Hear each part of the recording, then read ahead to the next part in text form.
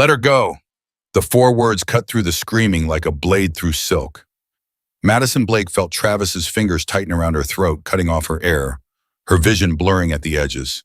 The food court had gone silent, except for her sister's sobbing. 300 people stood, frozen phones raised, recording her death. Then she heard it, the scrape of heavy boots on tile. 4 men in leather moving with terrifying purpose. Travis snarled against her ear, "She belongs to me." One of the bikers removed a silver ring from his finger. Then another. Then another. "Not anymore," the gray-bearded one said quietly. Before we continue Madison's story, please subscribe to our channel and hit that notification bell. Stay with us until the very end. This story takes turns you won't see coming. And comment below with your city so I can see how far Madison's story has traveled across the world. Now let's go back to where it all started. Madison Blake had been holding her breath for 7 years. Not literally, though. There were nights when Travis's hands made that literally true, but in the way a person learns to exist in the smallest possible space. The way you stop laughing too loud, stop having opinions, stop taking up room in your own life. She was 29 years old and felt ancient. That Thursday afternoon in October, she stood in Scottsdale Fashion Square with her younger sister Haley, pretending to be normal. Pretending she was just another woman shopping, just another divorced mom trying to find a birthday present for her son. "You okay, Beau?" Haley asked, watching her sister's hands tremble around a coffee cup. "Fine," Madison lied. She'd gotten good at lying. The scarf around her neck, silk, expensive looking, the kind of thing women wore to look sophisticated, hid fingerprint bruises that were 3 days old. The sunglasses perched on her head weren't for style. They covered the place where her left eyebrow had split open 2 weeks ago. Madison had left Travis 6 months earlier. 6 months, 2 weeks and 4 days to be exact. She counted every one.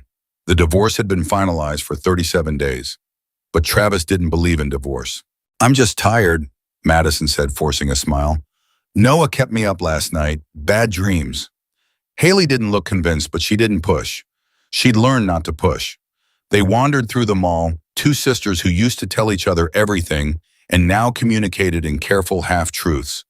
Madison picked up a toy car, put it down. Picked up a puzzle, couldn't remember if Noah already had it. Her phone buzzed. Unknown number. Her heart stopped. "Don't answer it," Haley said immediately. But Madison's thumb was already moving. Years of conditioning. Years of learning that ignoring Travis only made things worse. The text was short, "I saw you." Madison's coffee cup slipped from her fingers. It didn't break the carpet, caught it, but coffee spread in a dark stain across pale fabric. "Madison," Haley grabbed her arm. "We're leaving, right now. He knows I'm here. Then we call the police." "And tell them what?" Madison's voice cracked. "That my ex-husband sent me a text that I'm scared they'll take a report and tell me to call if anything concrete happens." "You know what concrete means to them, Haley? It means he has to actually hurt me first. There's a restraining order, a piece of paper."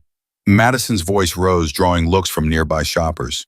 She lowered it to a harsh whisper. "It's a piece of paper that means nothing to him.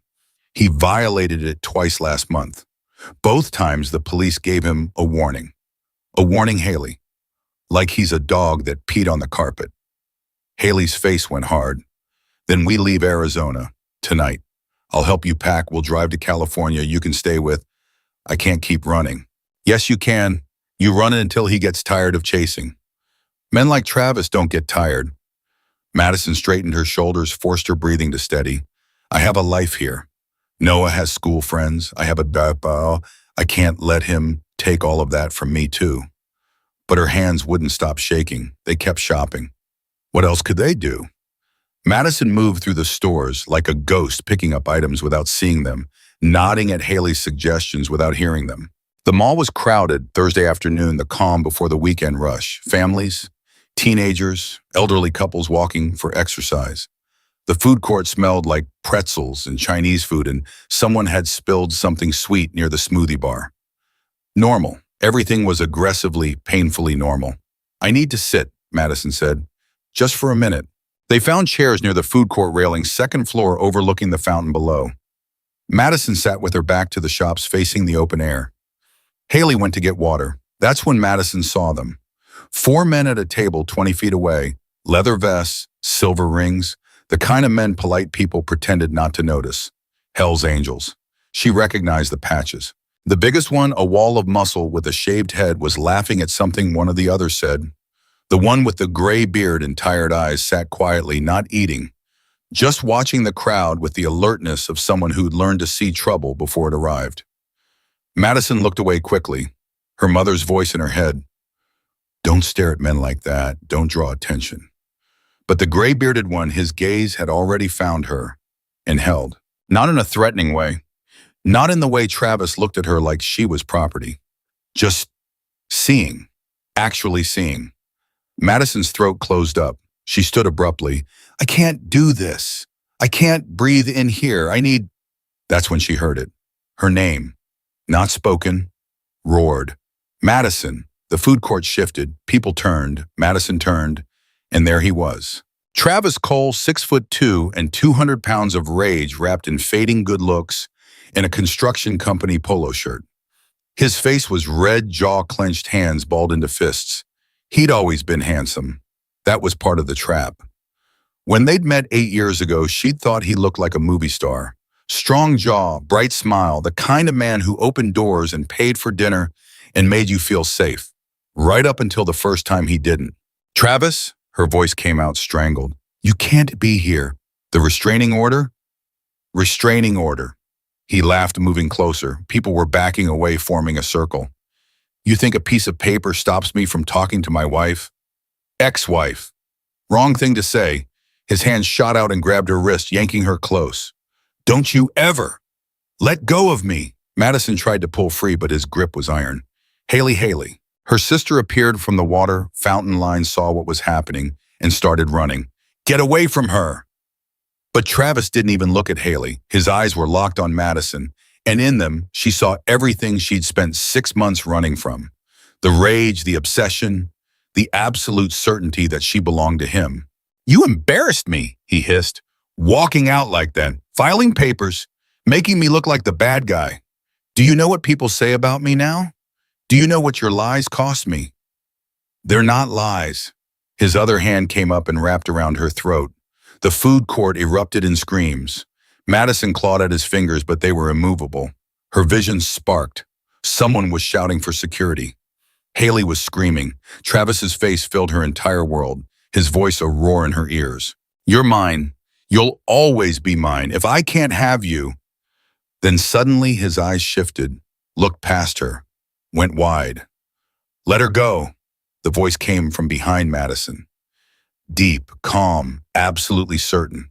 Travis's grip loosened just enough for Madison to gasp air.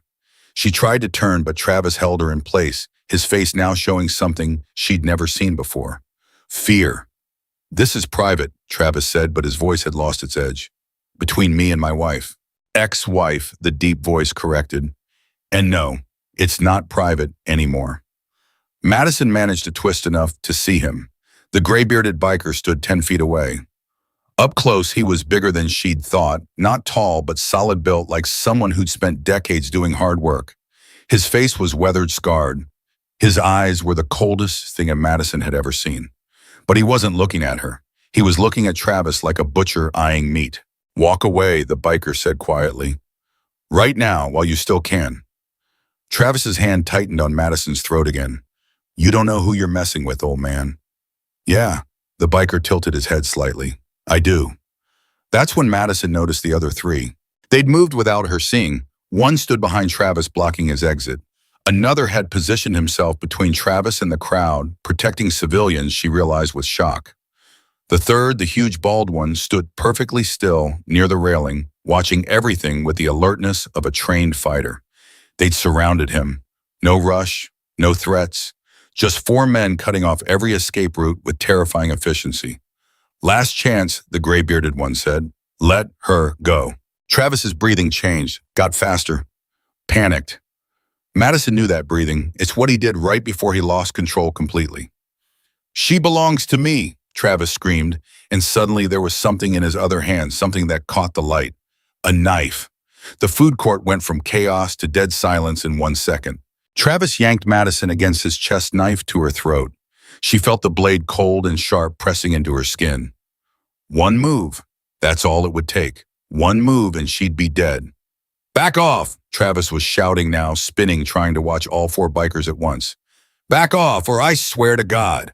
You're not walking out of here, the gray-bearded biker said. His voice hadn't changed. Still calm, still certain. So you have two choices. You let her go, we hold you for the police, you face assault charges, or... He paused. The pause was worse than any threat. Or, Travis demanded.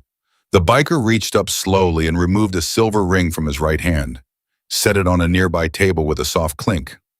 Or we remove you from her ourselves. One of the other bikers, the one behind Travis, removed his ring, then the huge bald one, then the fourth.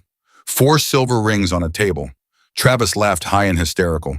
You think I'm scared of you? You think rings mean anything? I'll cut her throat before you take 3 steps. Those rings, the gray-bearded biker interrupted, weigh about 4 ounces each, sterling silver. When you hit someone wearing them, the metal concentrates the force into a small area, breaks bones, shatters teeth, causes massive internal bleeding. He stepped closer.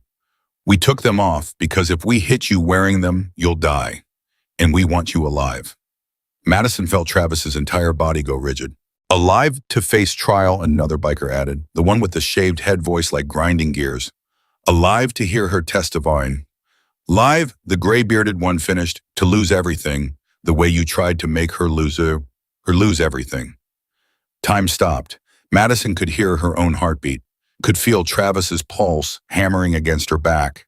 The knife pressed harder. A drop of blood ran down her throat. Everybody get back! Travis screamed, spinning again, dragging Madison with him. I'll do it! I swear I'll... The biker behind him moved. Madison didn't see exactly what happened. It was too fast. 1 second the knife was at her throat. The next there was a crack, like a gunshot, and Travis was screaming, his hand empty, the knife clattering across the floor. Then everything happened at once. The huge bald biker grabbed Madison and pulled her away with surprising gentleness. The gray-bearded one moved in one brutal strike to Travis's throat, not enough to kill, but enough to drop him, choking to his knees. Travis tried to get up. Couldn't. Tried to speak. Couldn't. He knelt on the tile, gasping defeated, while 4 men he'd underestimated stood over him in silence. Mall security finally arrived, shouting hands on tasers. He had a knife, the gray-bearded biker said calmly, pointing. Threatened her. We disarmed him. He's all yours.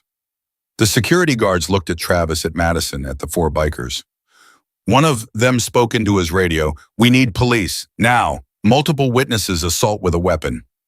Madison couldn't stop shaking. Haley wrapped her in a hug, but Madison barely felt it. She was staring at Travis on the ground, still gasping and feeling something she hadn't felt in 7 years. Safe. Actually, genuinely safe. Ma'am? One of the bikers, the younger one with dark hair and sharp eyes, crouched beside her. You hurt. He cut you. Madison touched her throat. Blood came away on her fingers, but just a scratch. Surface wound. I'm okay, she whispered. No, the biker said gently. You're not. But you will be. Police arrived in minutes. The food court became a crime scene. Witnesses gave statements. Someone handed Madison a bottle of water she couldn't open because her hands wouldn't stop shaking. Travis was arrested, handcuffed, read his rights. As they walked him past Madison, he looked at her with such hatred that she flinched. This isn't over, he said. The gray-bearded biker stepped between them, blocking Travis's view. Yeah, he said quietly. It is. They took Travis away. Madison sat on a bench with a blanket around her shoulders, giving her statement to a detective who looked tired and sad, and like he'd seen this exact scene 100 times before. Do you feel safe at home? The detective asked. Madison almost laughed. Feel safe? She couldn't remember what safe felt like. I don't know, she said honestly. There are shelters, resources. I can give you numbers. I tried shelters. They're full. 3-month waiting list. The detective's expression said he knew. He pulled out a card anyway. Call them again. Tell them Detective Morrissey sent you. They'll find space. Madison took the card. Knew she wouldn't call. Shelters were for women with nowhere else to go.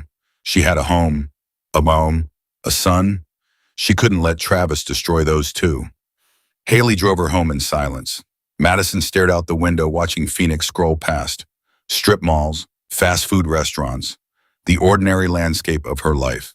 "You're staying with me," Haley said. It wasn't a question. "I can't. Noah needs his routine, his own bed." "Madison, he's in jail, Haley. Travis is in jail for assault with a deadly weapon. They said he won't get bail." "They said." Madison closed her eyes. "I can't keep running. I can't keep disrupting Noah's life because his father is a monster. At some point, I have to live. Living means staying alive." "I know." But she did not really. She'd spent so long in survival mode that she'd forgotten what living actually meant. At home, Noah was waiting with the babysitter. 6 years old, all knees and elbows and bright, curious eyes. When he saw Madison's neck, she tried to hide it, but a kid see everything, his face crumpled. "Mama, you're hurt." "Just a scratch, baby. I'm okay." "Did Daddy do it?" The question gutted her. Madison knelt down, hugged her son close.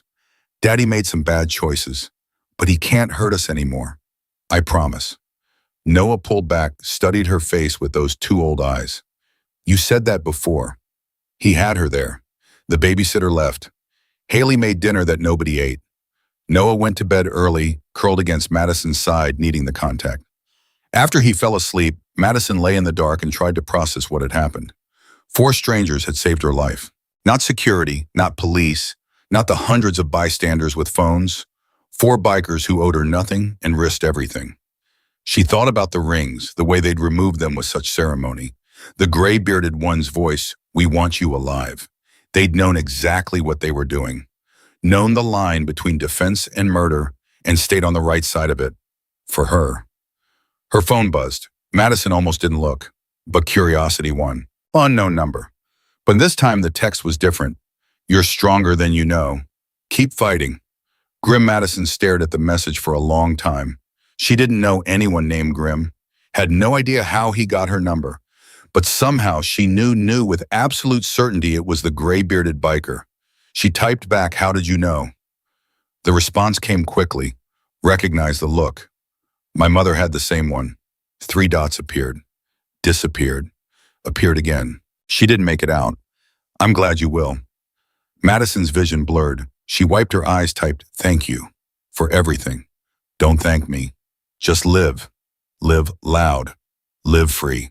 Show your son what strength looks like." The next morning, Madison woke to news vans outside her house. Somehow, though, she'd find out later that 17 witnesses had uploaded video. The mall incident had gone viral. Hell's Angels save woman from abusive ex-husband was trending on every platform. Her phone rang constantly. News stations, podcasts, morning shows. Everyone wanted her story. Madison turned them all down. This wasn't a story. It was her life, her trauma, her survival. But then a reporter knocked on her door, a woman in her 50s with kind eyes and a business card for a domestic violence nonprofit. "I survived too," the woman said quietly. 15 years ago. "I know you don't want attention, but your story could help others." "My story," Madison said, "is that I was almost murdered in a mall full of people who did nothing." Exactly. That's what people need to hear. They need to hear that freezing isn't helping, that silence isn't neutral, that 4 men with criminal records did more to help you than 300 good citizens with clean records and cameras. Madison thought about that. About one interview, the reporter said, "You control the questions, you approve the footage, and I promise to handle it with respect." Madison looked back at her house where Noah was having breakfast, where Haley was pretending everything was normal. "Okay," she said, "one interview." The interview aired 2 days later. Madison told the truth. All of it. The years of abuse, the escalation, the time she called police and was told, "It's a domestic situation." The restraining order that meant nothing. The fear that followed her everywhere. And the moment 4 strangers stepped in and saved her life. "People ask why I didn't just leave," Madison said to the camera, her voice steady, as if leaving is simple, as if leaving doesn't sometimes get you killed. "I did leave. I filed for divorce. I got a restraining order. I did everything right, and he still came for me." She paused. "I survived because 4 men understood something everyone else missed, that violence doesn't end when you file paperwork. It ends when someone makes it end. The response was massive. Thousands of women reached out with similar stories. Stories of men who didn't respect restraining orders. Stories of being attacked in parking lots, grocery stores, their own homes. Stories of systems that failed them. And then donations started arriving. For what Madison didn't know at first, then a lawyer contacted her, a domestic violence specialist who worked pro bono. There are people who want to help, the lawyer said. People who saw your interview and want to do something. There's talk of starting a shelter, a safe house specifically for women fleeing violent partners. Would you be interested in being involved? Madison thought about the shelter waiting lists, the women with nowhere to go, the 3-month delays that could mean life or death. Yes, she said, yes, I would. But the case against Travis moved slowly. His lawyer, Expensive Slick, the kind who wore watches worth more than Madison's car, argued that Travis had been provoked, that Madison had led him on by agreeing to meet him, that the knife was for self-defense against the bikers. None of it was true, but truth Madison was learning mattered less than performance in court. The preliminary hearing was a nightmare. Travis sat there in a suit looking remorseful while his lawyer painted Madison as vindictive. A woman scorned, someone who'd exaggerated the abuse for sympathy. Madison sat in the witness box and felt 7 years old again. Small, powerless, unbelieved. Then the prosecutor stood up. Ms. Blake, how many times did Travis Cole hit you during your marriage? Madison's throat closed. I don't know. I stopped counting. Approximately hundreds, a murmur through the courtroom. And how many times did you report it to police? 4 times, it saws. What happened those 4 times? They took reports, told us to work it out. Once they arrested him, but charges were dropped when I asked them to. Why did you ask them to drop the charges? Because he said he'd kill me if I didn't. The courtroom went silent. Travis's lawyer stood. Objection, hearsay. It's her testimony about her own experience, the prosecutor cut in. She can testify to what she was told. The judge allowed it. Madison continued, told the stories she'd kept buried. The time Travis broke her ribs and told the ER she'd fallen downstairs. The time he held her head underwater in the bathtub while Noah cried in the next room. The time he strangled her unconscious and she woke up on the kitchen floor with no memory of how long she'd been out. By the end, 2 jurors were crying. Travis's lawyer did his best, tried to paint Travis as a man struggling with anger issues, someone who needed therapy, not prison. He loves her, the lawyer said. He just doesn't know how to show it appropriately.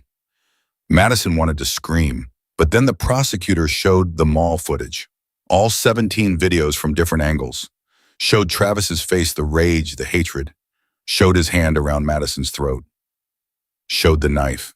This, the prosecutor said, is not love. This is attempted murder. The judge set bail at $500,000. Travis couldn't pay it. He stayed in jail. Madison went home and cried for 6 hours straight, not from sadness, from relief, from rage, from the weight of finally being believed. That night, another text from Grim heard about the hearing. You did good. Madison typed, I fell apart on the stand. No, you told the truth. That's harder than people think. Madison stared at her phone. Why are you still checking on me? The response took a while because nobody checked on my mother. And I can't change that. But maybe I can change this. Madison's vision blurred again. She typed, thank you. Stop thanking me. Start living. So she did. She went to therapy. Real therapy with a trauma specialist who didn't tell her to move on or let go, but instead helped her understand that healing wasn't linear. That some days she'd feel strong and others she'd break down in the grocery store because someone grabbed their partner's arm too hard. She started the shelter planning committee, met with other survivors, listened to their stories and realized hers wasn't unique, it was universal. The patterns, the excuses, the systems that failed them all. And slowly, very slowly, Madison started to feel like a person again. Not the person she was before Travis, that girl was gone forever. But someone new, someone harder. Someone who'd looked at death and survived. The trial was set for 3 months later. 3 months of waiting, of jumping at shadows, of Noah asking if Daddy would come back. No baby, Madison said every time. Okay, Tim. Daddy made choices that have consequences. She didn't tell him that Travis sent letters from jail, dozens of them, Some threatening, some pleading, all obsessive. She burned them without reading past the first line. She didn't tell him about the nightmares. The way she still couldn't sleep without checking every lock twice. The way her hands shook whenever someone raised their voice. She was learning that surviving wasn't the same as being okay. But she was also learning that not being okay was okay. That healing looked different for everyone. And that strength wasn't about never falling apart. It was about putting yourself back together every single day and choosing to keep going. Even when every cell in your body wanted to hide. Even when the fear felt bigger than you. Even when the world felt too heavy to face. Madison kept going because 4 strangers had believed she was worth saving, and she was starting to believe it too. The first threat arrived on a Tuesday. Madison found it tucked under her windshield wiper in the grocery store parking lot. Just a folded piece of notebook paper with 6 words scrawled in handwriting she didn't recognize. He has friends. You don't. Run. Her hands went numb. The grocery bag slipped from her fingers, eggs cracking against asphalt. Mama, Noah was still buckled in the back seat, watching through the window. You dropped the food. Madison forced her fingers to move crumpled. The note shoved it in her pocket. It's okay, baby. Mama's just clumsy today. But her eyes scanned the parking lot. Every truck, every man standing too still, every shadow that moved wrong. Nobody there. Nobody visible anyway. She drove home 10 miles over the speed limit, checking the rearview mirror every 30 seconds. Called Detective Morris the moment Noah was inside. I can send a patrol car by your house, Morris said, sounding tired. But Madison threats on paper aren't actionable unless they're specific. Run isn't a direct threat of violence. It's intimidation. I know. I'm sorry. The best I can do is document it and increase patrols in your area. Madison hung up and stared at the note spread on her kitchen counter. Travis was in jail, but Travis had brothers, cousins, friends from the construction crews who'd listened to his version of events and believed every word. She'd taken their boy down, made him look weak, put him in a cage. Men like that didn't forgive. The second note came 3 days later, slipped through her mail slot at 2 in the morning. Madison woke to the sound of footsteps on her porch, ran to the window in time to see taillights disappearing down her street. This note was worse. Drop the charges or we drop you. Madison called Morris again. I'm sending officers right now, he said. Don't touch anything. I mean it, Madison. This crosses the line. The police came, took photos, dusted for prints that wouldn't matter because whoever delivered it had worn gloves. One officer, young Ernest, probably 3 years out of the academy, tried to be reassuring. We'll catch whoever's doing this, ma'am. These guys always slip up. Before or after I'm dead, Madison asked. He didn't have an answer. Haley showed up at dawn, still in pajamas, furious. That's it. You're staying with me. Pack a bag. Get Noah. We're leaving. I can't. Yes, you can, Haley's voice cracked. Madison, they're threatening to kill you. This isn't about being strong anymore. This is about being alive. Madison looked at her sister, 26-year-old art teacher, never hurt anyone in her life, and saw the terror there. The kind of terror that came from watching someone you love walk toward danger and being powerless to stop it. Okay, Madison whispered. Okay. They packed in 20 minutes. Madison threw clothes in garbage bags because she couldn't find her suitcase, grabbed Noah's favorite toys, his blanket, the photo of them at the beach from last summer. Noah cried the whole time. I don't want to leave. This is our house. It's just for a little while, baby. You said Daddy couldn't hurt us anymore. Madison knelt down, grabbed his small shoulders maybe too hard. He can't. I promise you he can't. But some people are being mean right now, and we need to be smart. Being smart means staying somewhere safe until the police catch the mean people. Okay. Noah's lip trembled. I'm scared. Me too, Madison said honestly. But we're going to be okay, I promise. She'd made too many promises lately. Promises she didn't know if she could keep. At Haley's apartment, small cluttered safe, Madison finally let herself break down. Sat on the bathroom floor and sobbed into a towel so Noah wouldn't hear. Her phone buzzed. Grim heard about the notes. You reported them. Madison stared at the text. How did he know? Was he tracking? Was this another threat disguised as concern? She typed, how do you know about the notes? I have friends in the department. Are you safe for now? Staying with my sister. Good. Stay there. And Madison don't drop the charges. That's what they want. They want to kill me. They want you scared. There's a difference. Madison's hand shook. What if scared is smart? The response came immediately. Smart is testifying. Scared is what they're counting on. Then you're not alone in this. Remember that. Madison wanted to believe him. Wanted to believe she had invisible protectors watching from the shadows. But the rational part of her brain, the part that had learned to trust nothing and no one, whispered that she was on her own. She'd always been on her own. The prosecutor called that afternoon. We need to talk about your testimony. Madison's stomach dropped. I'm still testifying. I know, but there's been complications.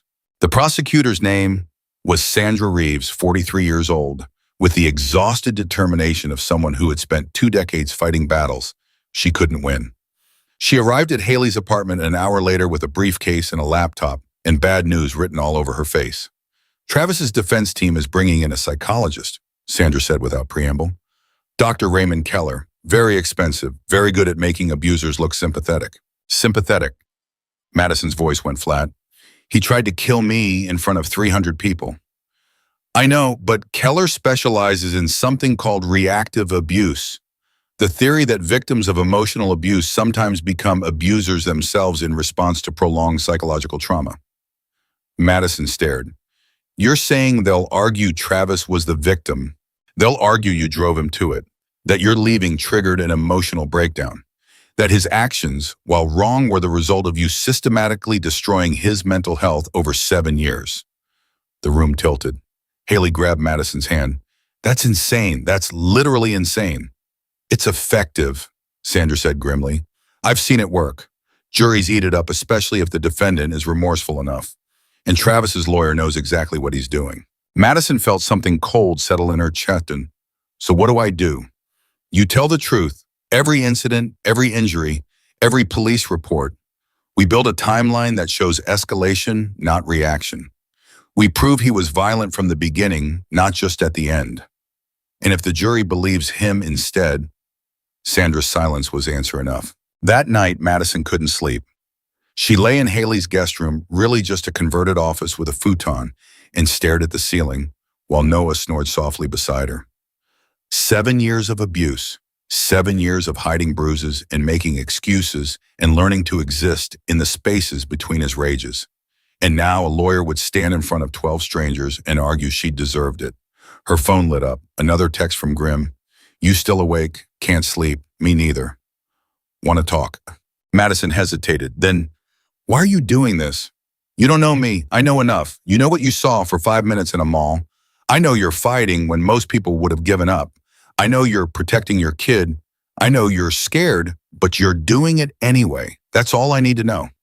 Madison's eyes burned. I don't feel brave. Nobody does. Brave is what other people call you after you survive. What if I don't survive this? The 3 dots appeared, disappeared, appeared again. Then I'll make sure Travis doesn't either. Madison's breath caught. That's not funny. Wasn't a joke. She should have been horrified. Should have reported the text. Should have cut contact with this stranger who kept appearing in her life like a guardian angel with a criminal record. Instead, she typed, thank you.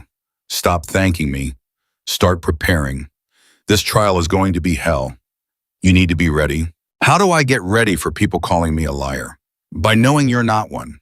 By remembering that truth doesn't need to be loud. It just needs to be consistent. Madison read the message 3 times before she understood. The trial was 3 weeks away.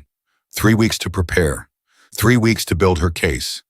3 weeks for Travis's lawyer to dismantle everything she'd survived. Sandra called daily with questions. What year did the abuse start? Could Madison be specific about dates? Did she have medical records? Photos? Witnesses? Madison had some. Not enough. 7 years of hiding meant 7 years without evidence. She'd covered bruises with makeup, explained away injuries with lies, and convinced everyone, including herself sometimes, that it wasn't that bad.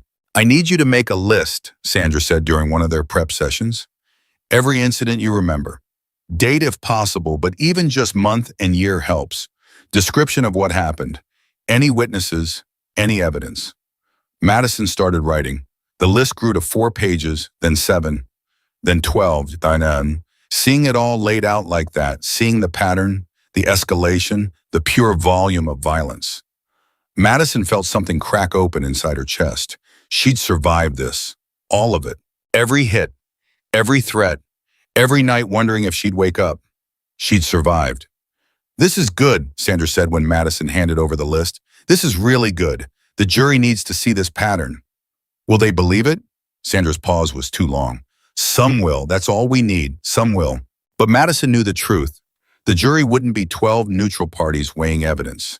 They'd be 12 people with their own histories, their own biases, their own ideas about what abuse looked like. And Travis looked like someone's son, someone's friend, someone who made a mistake. Madison looked like someone asking for attention. The preliminary motions started a week before trial, legal maneuvering that Madison barely understood. Travis's lawyer trying to exclude evidence, Sandra fighting to include it. The mall video was admissible, thank God. But some of Madison's medical records were deemed prejudicial. A broken wrist from 3 years ago couldn't be definitively linked to Travis because Madison had told the ER she'd fallen. "Why did you lie to them?" Sandra asked not unkindly. "Because Travis was sitting right there in the waiting room," Madison said. "Because if I told the truth, he'd hurt me worse when we got home. Because I was trying to survive." Sandra nodded. "Tell the jury exactly that." The week before trial, Madison got a call from an unknown number. She almost didn't answer, but something made her pick up. Madison Blake. A woman's voice, professional, careful. "Yes. My name is Dr. Sarah Chen. I'm a psychiatrist specializing in domestic violence trauma.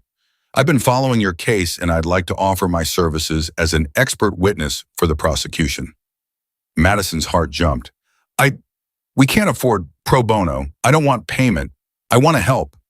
"Why?" Dr. Chen's voice softened. "Because I survived too, 20 years ago, and the psychologist testifying for your ex-husband is the same one who helped my abuser walk free. I'm not letting that happen again." Madison started crying, couldn't help it. "Thank you. God, thank you." "Don't thank me yet. I'm going to ask you questions you won't want to answer. I need to evaluate you properly, understand the full scope of trauma. It won't be easy." "Nothing about this is easy." "No," Dr. Chen agreed, "but you're still here. That counts for something." They met the next day. Dr. Chen was younger than Madison expected, maybe 40, with kind eyes and a notebook she filled with precise handwriting as Madison talked and talked and talked. 4 hours. Madison told her everything. The progression of abuse, the isolation tactics, the financial control, the sexual violence she'd never told anyone about because shame was a cage stronger than any lock. Dr. Chen listened without judgment, asked clarifying questions, made notes. At the end, she closed her notebook and looked at Madison directly. "You have severe PTSD, anxiety, depression, and all consistent with prolonged intimate partner violence. I'll testify to that, but I also need to tell you something else." Madison braced herself. "You're one of the strongest people I've ever evaluated. The fact that you're sitting here preparing to face your abuser in court, protecting your child, trying to help other women, that's extraordinary. Most people couldn't do what you're doing. I don't feel strong." "Nobody does," Dr. Chen said, echoing Grimm's words. "Strength looks like fear and determination having a fist fight. You're in that fight right now, and you're winning." Madison didn't feel like she was winning. She felt like she was drowning in slow motion, but she nodded. "Okay, thank you. One more thing." Dr. Chen hesitated. "The defense psychologist, Dr. Keller, he's going to try to paint you as unstable, overly emotional, possibly mentally ill. I need you to stay calm on the stand no matter what he says. Can you do that?" Madison thought about Travis's hands around her throat, about the knife, about 7 years of staying calm while her world burned. "Yes," she said, "I can do that." The night before trial, Madison couldn't eat. Haley made dinner pasta, Madison's favorite, and she pushed it around her plate until it got cold. Noah was anxious too. He'd started wetting the bed again, something he hadn't done since he was 3. Madison changed sheets without comment, held him when he cried, and lied that everything would be okay. "Will I have to see Daddy?" Noah asked. "No, baby. You're staying with Aunt Haley. You won't be anywhere near the courthouse." "What if he gets out?" Madison's throat closed. "He won't, I promise. but she'd learned that promises meant nothing against a system designed to give men second chances. Her phone buzzed. Grim, tomorrow's the day. You ready? No. Good. Only fools feel ready for war. Madison smiled despite everything. Is that what this is? War always has been. You're just finally fighting back. She thought about that. About 7 years of surrendering. Of trying to make herself smaller, quieter, less threatening. Of believing that if she could just be perfect enough, he'd stop hurting her. I'm scared I'll fall apart on the stand. Then fall apart. Show them what he did to you. Let them see the damage. The defense will say, I'm being dramatic. Let them. The jury will see the truth in your fear. Fear doesn't lie. Madison wanted to believe him. Wanted to believe that truth mattered more than performance. But she'd seen too many women lose in court. Too many abusers walk free with custody, with clean records, with their reputations intact. What if we lose? She typed. Grimm's response was immediate. Then we make sure he knows losing isn't an option. One way or another, Madison, you are going to be safe. I promise you that. The message should have scared her, the implied threat, the suggestion of violence outside the legal system. Instead, it was the most comforted she'd felt in months. Someone believed her. Someone was willing to fight for her. Someone thought she was worth protecting. Even if that someone was a biker with a criminal record and a past he'd never fully explained.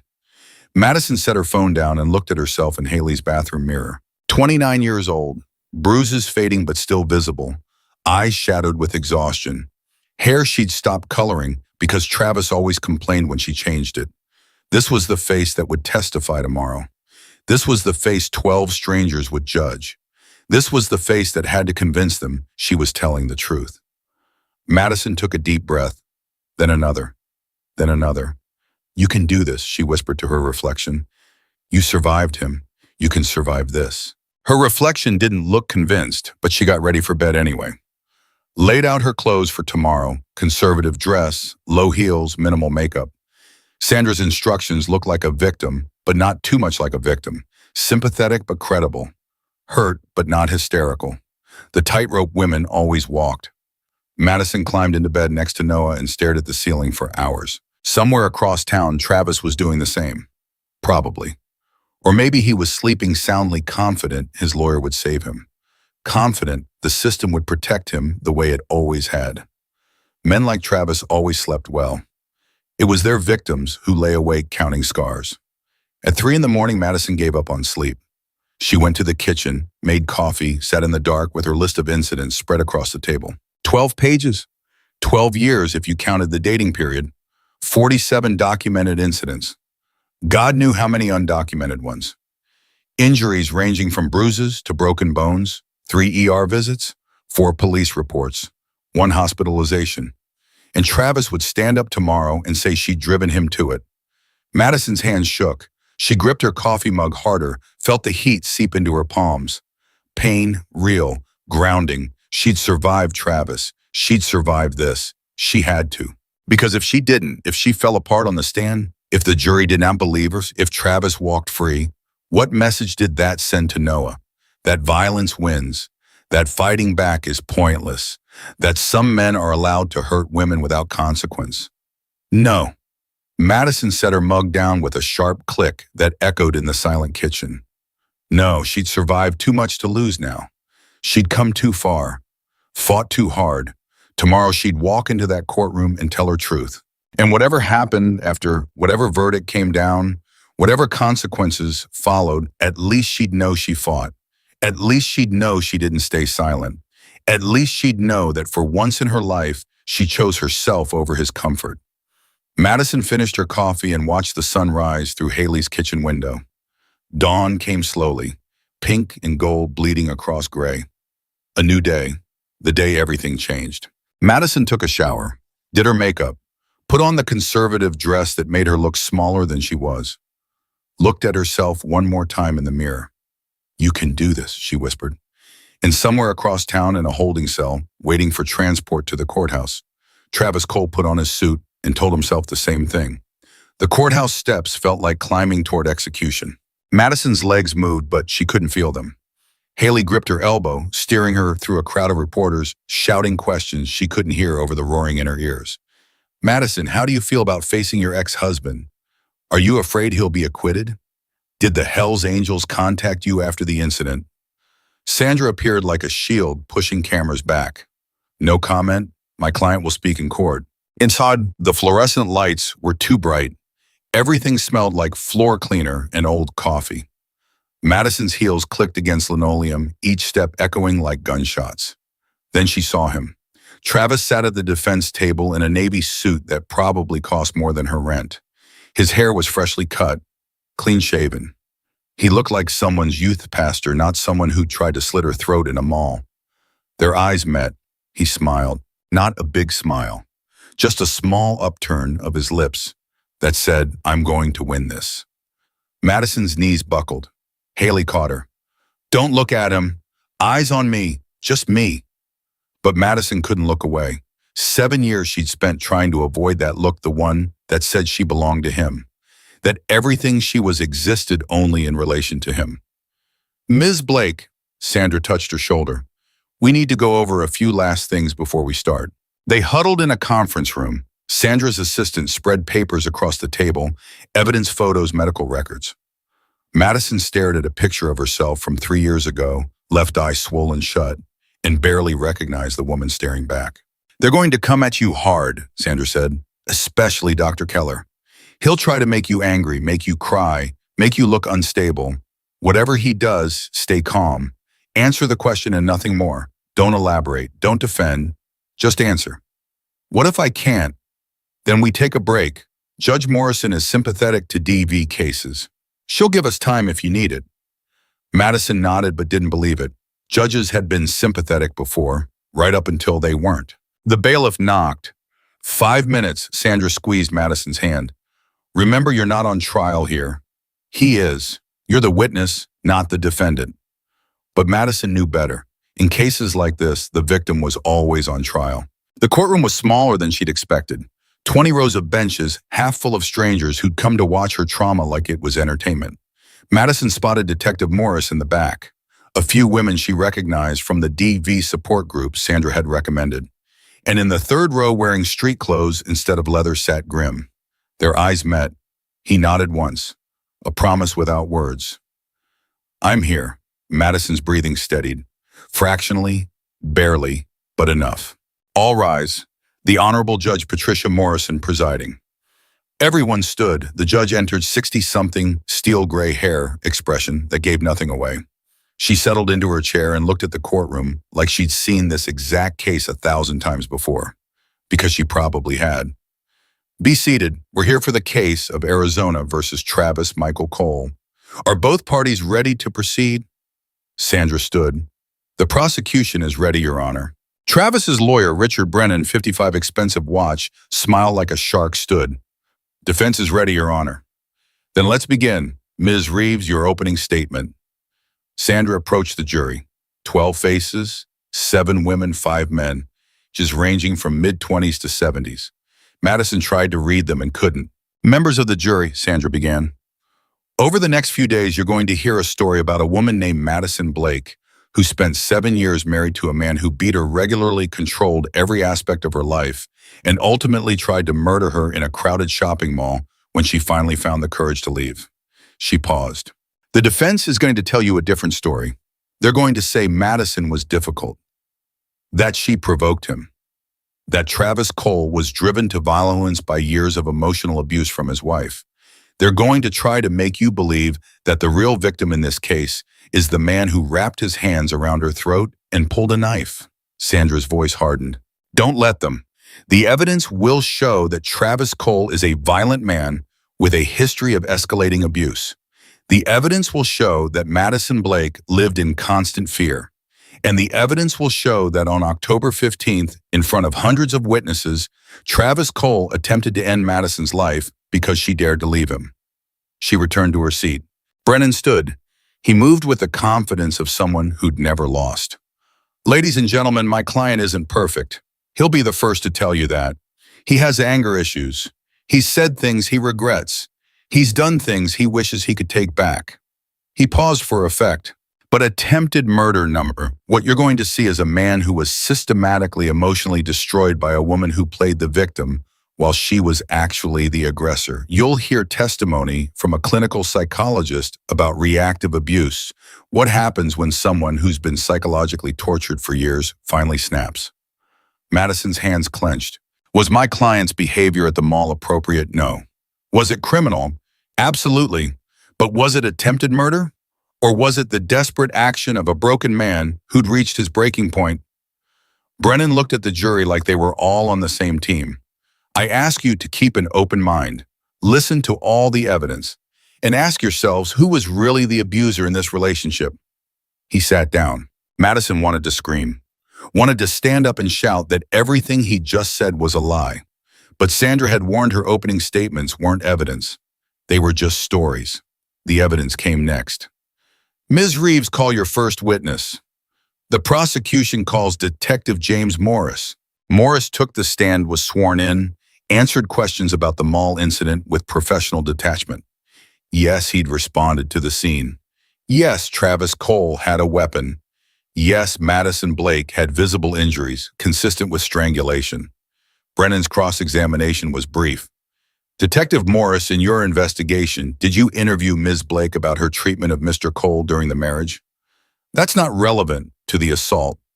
Please answer yes or no. Morris's jaw tightened. No. So you didn't investigate whether she might have provoked the incident. Provocation doesn't justify attempted murder. That's for the jury to decide. No further questions? 3 more witnesses. Mall security who'd responded too slowly. A bystander who'd filmed the attack. An ER doctor who'd treated Madison's throat injury. Then Sandra stood.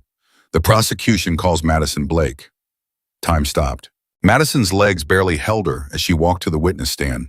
The bailiff held out a Bible. She placed her hand on it, couldn't feel the leather under her palm. Do you swear to tell the truth, the whole truth, and nothing but the truth? I do.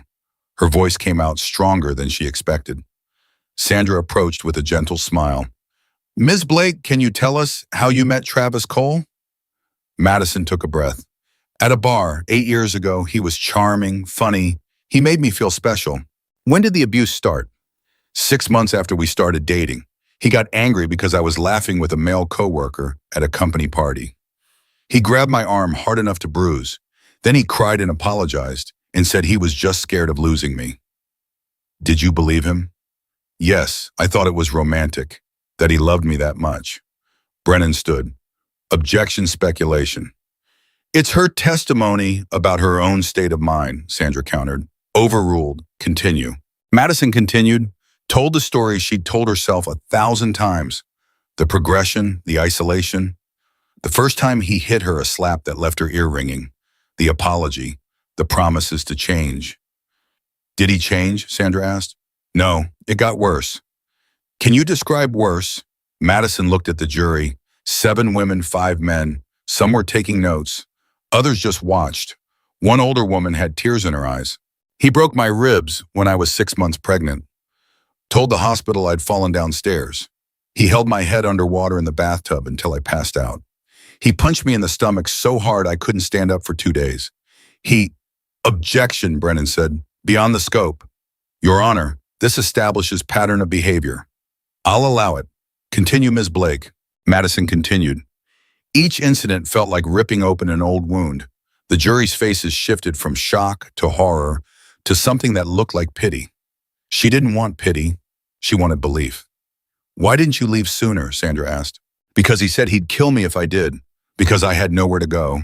Because I thought it was my fault. Because I loved him and kept hoping he'd change. Because leaving is the most dangerous time for abuse victims. Statistically, that's when we're most likely to be killed.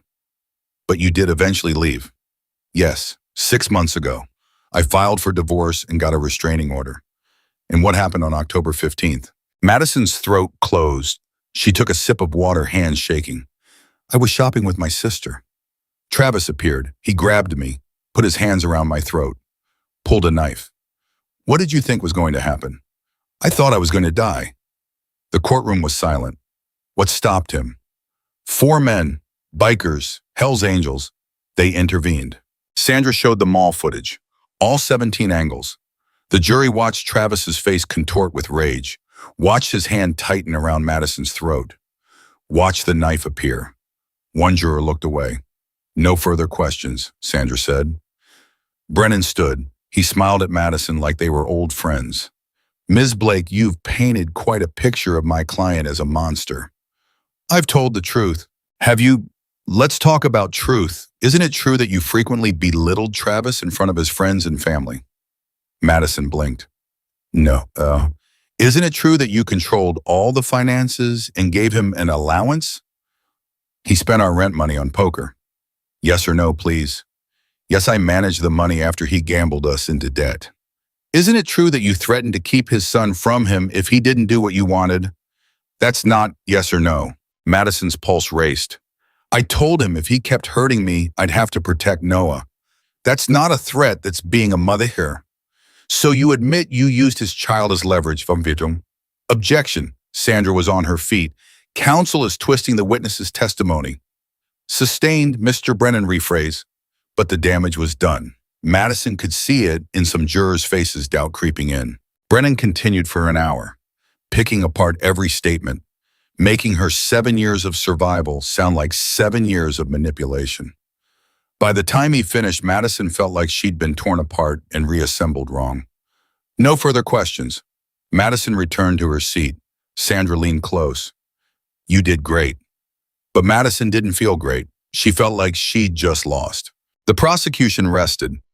Brennan called his first witness, Travis's mother, who cried on the stand about what a good boy her son was, how Madison had changed him, made him angry, driven him to desperate acts. Madison wanted to vomit. Then came Dr. Raymond Keller, 58, wire-rimmed glasses, voice like a college professor. Dr. Keller, can you explain reactive abuse? Certainly. It's a phenomenon where someone who's been subjected to long-term psychological abuse eventually responds with violence. They're not the abuser, they're reacting to abuse. And in your professional opinion, does Travis Cole fit this pattern? Yes. Based on my interviews with Mr. Cole and review of the case materials, I believe he was systematically emotionally abused by Miss Blake. Her controlling behavior, her threats regarding custody, her public humiliation of him, all of these are classic psychological abuse tactics. Madison's vision blurred with rage, and the incident at the mall, a trauma response. When someone's been pushed to their psychological breaking point, they can experience what's called an amygdala hijack. The rational brain shuts down, the survival brain takes over. Mr. Cole wasn't trying to murder Miss Blake. He was having a psychological break triggered by her rejection. Sandra's cross-examination was sharp. Dr. Keller, have you reviewed Miss Blake's medical records? I've reviewed what was provided. So you're aware of 3 ER visits, 2 broken ribs, a fractured wrist, and multiple contusions over 7 years. Those injuries could have been self-inflicted or accidental. The courtroom gasped. Are you seriously suggesting she broke her own ribs? I'm suggesting that without contemporaneous documentation attributing those injuries to Mr. Cole, we can't assume causation. Ms. Blake testified under oath that Mr. Cole caused those injuries. Ms. Blake has a vested interest in portraying herself as a victim. Sandra's face went hard. You testified that reactive abuse occurs after long-term psychological abuse. Correct. Correct. And Ms. Blake's documented injuries span 7 years, correct, according to her testimony. So by your own logic, even if we accept your reactive abuse theory, Ms. Blake's injuries represent the long-term abuse that would justify a reactive response, meaning she, not Mr. Cole, would be the reactive abuse victim. Keller's face flushed. That's twisting my testimony. No, doctor. I'm applying your own logic. No further questions. But Madison knew the jury had heard enough. Some faces showed doubt, others showed confusion. A few looked angry, though, at whom Madison couldn't tell. The trial stretched into day 3. Character witnesses for both sides. Travis's co-workers who said he was a great guy. Madison's therapist who testified about PTSD. Dr. Chen, who explained complex trauma in terms even Madison barely understood. Then Brennan did something no one expected. He called Travis to the stand. Travis took the oath, sat down, looked directly at the jury with wet eyes. Mr. Cole, Brennan said gently, did you love your wife? I loved her aura than anything. Travis's voice broke. I still do. Did you hit her? Yes. He wiped his eyes. God help me, yes. And I'll regret it for the rest of my life. Madison's hands clenched until her nails drew blood. Why did you hit her? Because I was broken. Because she made me feel worthless. Because every day she'd find new ways to tell me I wasn't enough. Wasn't man enough. Wasn't father enough. Wasn't anything enough. And I know that's not an excuse. I know I should have walked away. But I was trapped in this cycle where she'd tear me down and I'd lash out and then hate myself and try to be better and she'd tear me down again. Several jurors were nodding. And at the mall, I just wanted to talk to her, to apologize, to beg her to give me another chance. But she started screaming and everyone was staring and I snapped. I grabbed her and then there was a knife in my hand and I don't even remember pulling it out. It's like I wasn't in control of my own body. Do you regret it? Every second of every day. Travis looked directly at Madison. I'm so sorry. I know you'll never forgive me. I don't deserve forgiveness. But I hope someday you can understand that I was sick, that I needed help, that I loved you so much it made me crazy. Madison stood up. Couldn't help it. You tried to kill me, Ms. Blake. Judge Morrison's gavel cracked. Sit down or I'll hold you in contempt. Sandra pulled Madison back to her seat. The damage was done. Madison looked hysterical. Travis looked remorseful. Sandra's cross-examination tried to punch holes in his testimony, but Travis stuck to his script, the broken man, the victim of psychological abuse, the person who just needed help. Mr. Cole, you testified you don't remember pulling the knife. But you do remember texting Mrs. Blake earlier that day saying, I saw you, correct? I was trying to reach out, yes or no, and you violated your restraining order to do so. I was desperate. You were stalking her. Objection, argumentative. Sustained. But Sandra pressed on. Mr. Cole, in 7 years of marriage, how many times did Ms. Blake send you to the emergency room? She didn't hit me, if that's what you're asking. How many times did she break your bones? Emotional abuse doesn't leave visible scars. How many times did she threaten your life? Travis's face hardened, just for a second, just long enough for the mask to slip. She threatened to take my son. So you broke her ribs while she was pregnant with him. Yes or no? The courtroom held its breath.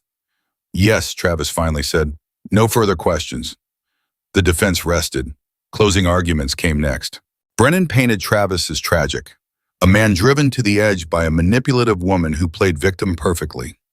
He talked about reasonable doubt, about the complexities of abusive relationships, about how easy it was to believe the person crying loudest. Sandra's closing was fire. Ladies and gentlemen, the defense wants you to believe that Madison Blake is a master manipulator who spent 7 years breaking her own bones and documenting fake injuries just so she could one day accuse Travis Cole of abuse. They want you to believe that a woman who weighs 120 pounds was the real threat to a man who weighs 200 pounds and has 6 inches on her. She pulled up the mall footage one more time. Look at his face. Look at his hands around her throat. Look at the knife. This is not a man having a psychological break. This is a man attempting murder because he lost control over his property. Because that's what Madison was to him, property. Sandra's voice rose. And you know how I know that because he said it. At the mall before he pulled the knife, 4 witnesses heard him say, she belongs to me. Not I love her, not I need help, but she belongs to me. She paused. Madison Blake belongs to no one. She is a human being with the right to leave a violent relationship without being murdered for it. She is a mother trying to protect her child. She is a survivor who did everything right, reported to police, got a restraining order, left filed for divorce, and still almost died. Sandra looked at each juror in turn. Don't let her abuser convince you she deserved it, because no one deserves what Travis Cole did. No one. The jury deliberated for 6 hours. 6 hours of Madison pacing the courthouse hallway. 6 hours of Sandra making phone calls and pretending to be confident. 6 hours of Haley holding her hand and Detective Morris bringing coffee no one drank. Grimm appeared at hour 4, just walked up, said nothing, stood against the wall like a sentinel. You shouldn't be here, Madison said. A lot of things I shouldn't do, he replied. Still do them. At hour 5, Madison's phone rang, unknown number. She answered without thinking. Heavy breathing. Then, whatever happens in there, you're still mine. Travis's voice. From jail. Somehow. Madison's hands shook so hard she dropped the phone. Grim caught it, listened, his face going stone cold. Listen carefully, he said into the phone. You come near her again in any way, through any method, I will find you. And what I do to you will make that mall look like mercy. We clear. He hung up, handed the phone back to Madison. He can't hurt you anymore, Grim said quietly. I promise you that. You can't promise that. Yes, Grim said. I can. At hour 6, the bailiff appeared. Juries reached a verdict. Madison's legs went numb. Sandra gripped her elbow, guided her back to the courtroom. Travis was already seated. He didn't look at her. The jury filed in. Madison tried to read their faces. Couldn't. Has the jury reached a verdict? Judge Morrison asked. The foreman stood. We have your honor. What say you? In the matter of attempted murder, we find the defendant guilty. The courtroom erupted. Madison couldn't breathe, couldn't think, couldn't process what she just heard. Guilty. He was guilty. Order. Judge Morrison's gavel cracked. Order in this courtroom. In the matter of assault with a deadly weapon, we find the defendant guilty. Travis's face went white. In the matter of violating a restraining order, we find the defendant guilty. 3 counts. 3 convictions. Brennan was on his feet, already filing appeals. Travis was shouting something Madison couldn't hear over the roaring in her ears. Then Travis turned, looked directly at her, mouthed 2 words not over. But it was. Finally, impossibly, it was. Sentencing was set for 3 weeks later. Travis was denied bail, considered a flight risk and a danger to Madison. He was led away in handcuffs, still shouting. Sandra hugged Madison. We did it. We actually did it. Madison nodded but couldn't speak. Couldn't feel relief yet. Couldn't let herself believe it was real. Outside reporters swarmed again. This time Madison stopped. I want to say something, she told Sandra. The cameras focused. Madison looked directly into the nearest lens. If you're in an abusive relationship, I want you to know 3 things. 1, it's not your fault. 2, leaving is possible. And 3, even if the system fails you, even if police don't believe you, even if restraining orders don't work, even if you think no one cares, some people will fight for you. 4 strangers fought for me. Let someone fight for you. Please. Her voice broke. You deserve to be safe. You deserve to live. Don't let anyone tell you different. The interview went viral within hours. By the next morning, Madison's phone was flooded with messages from women sharing their stories. Women thanking her, women asking for help. And Madison, for the first time in 7 years, felt like she'd done something that mattered. But Travis's words echoed, not over. And deep in her gut, Madison knew he was right. The death threat arrived 3 days after the verdict. Not a note this time, a package. Madison found it on Haley's doorstep when she went out for morning coffee. Plain brown box, no return address, her name written in block letters that made her stomach turn over. She should have called the police, should have left it alone, should have done anything except what she did. She opened it. Inside, wrapped in newspaper, was a dead rat. Its throat had been slit. Around its neck was a tiny collar made of wire with a tag that read snitch. Madison dropped the box. Coffee splashed across the concrete. She backed away, hands shaking, and pulled out her phone. Detective Morris answered on the second ring. Madison, what's wrong? He sent me a... She couldn't finish the sentence. I'm sending a unit right now. Don't touch anything. Is anyone with you? Haley's inside with Noah. I'm outside. Morris, he's going to kill me. Even from jail, he's going to kill me. We're going to protect you. I promise. Just stay put. But Madison knew what police promises were worth. She'd collected them like scars. The squad car arrived in minutes. 2 officers, both young, both looking at the box like it was exactly what they'd expected. They took photos, bagged the evidence, asked questions Madison couldn't answer. Any idea who might have delivered this? Travis has friends, family, people who think I'm the villain. We'll increase patrols in the area. Maybe you should consider moving until sentencing. I've been moving for 6 months. How much further am I supposed to run? The officer didn't have an answer. Inside, Haley was making breakfast while Noah watched cartoons. Madison stood in the doorway watching them. This pocket of normalcy she'd fought so hard to protect and felt it crumbling. "We need to talk," Madison said quietly. Haley looked up, saw her face, and immediately turned off the stove. "Noah, sweetie, can you watch TV in your room for a bit?" "But I'm hungry."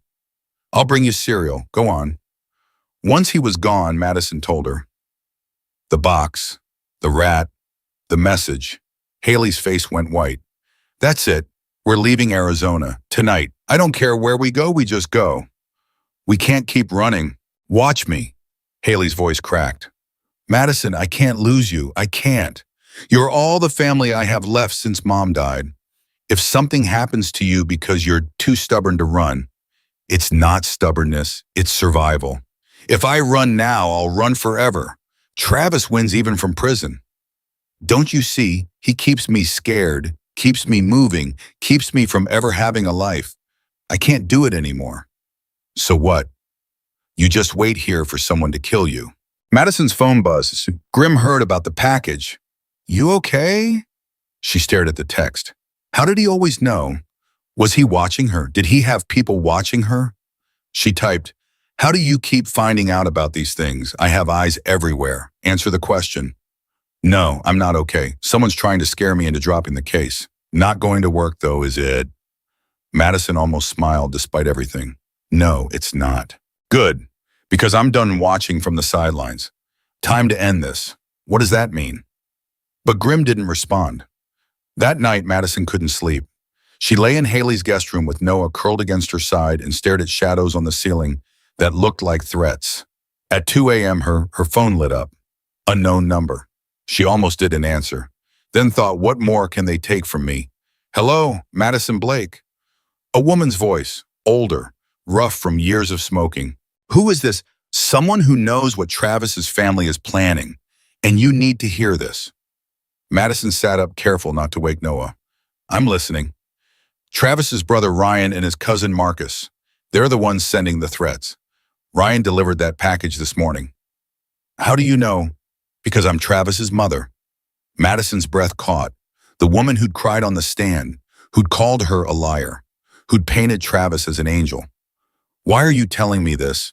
A long pause, then, "Because I listened to the testimony, all of it, and I heard things I didn't want to hear. Things that sounded familiar." "Familiar how?" "My husband, Travis's father, he was the same way. Beat me for 15 years before he wrapped his car around a tree drunk one night. I told myself Travis was different, that he learned from watching what his father did to me. But he didn't learn. He just learned to hide it better."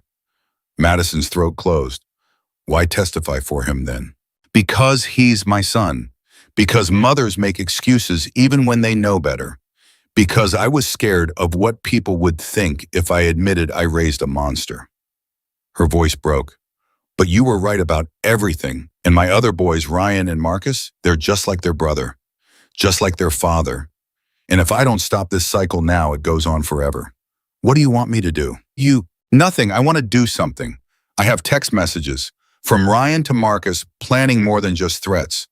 Planning to..." She stopped. "They want to make sure you don't show up at sentencing. Whatever it takes." Madison's blood went cold. "They're planning to kill me. I'll testify. I'll give the messages to police. But I need you to know these boys are serious. They've been in and out of trouble their whole lives. They're not smart, but they're committed. You need protection that police can't give."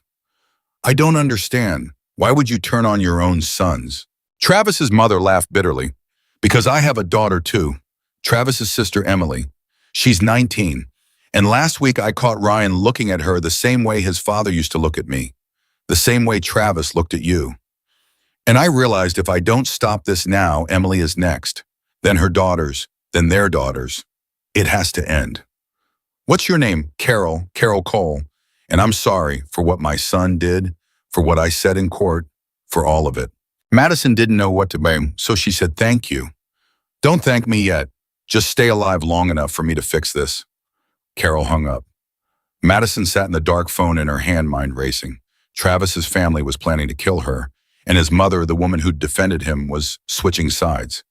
She forwarded Carol's number to Detective Morris with a single text, "Call her now." Then she called Grim. He answered immediately. What's wrong? Everything. Travis's brothers are planning something. His mother just called and warned me. I don't know who to trust anymore. Trust me, where are you right now? Haley's apartment. I'm sending someone. His name is Crow, tall guy, dark hair scar through his eyebrow. He'll be there in 20 minutes. He's going to watch your building tonight. Grim, I can't ask you to. You're not asking, I'm offering. And Madison, this ends at sentencing, one way or another. The way he said it made her shiver. What are you planning? Nothing you need to know about. Just trust me. He hung up. Exactly 20 minutes later, someone knocked. 3 sharp raps. Madison checked the peephole, saw a man matching Crow's description. She opened the door with the chain still on. Grim sent you. Yes, ma'am, I'm going to be outside tonight. Nobody gets in without going through me. You don't have to do this. Crow smiled. It wasn't a friendly smile. Ma'am, 4 of us stopped your ex in a mall. You think I can't handle his dumbass brothers? Despite everything, Madison almost laughed. Thank you. Don't thank me. Just get some sleep. Madison tried. Couldn't. At 4 a.m., she gave up and made coffee, sat at Haley's kitchen table, and pulled up the news on her phone. The story about Carol Cole's defection had already broken. Someone had leaked it, probably Carol herself.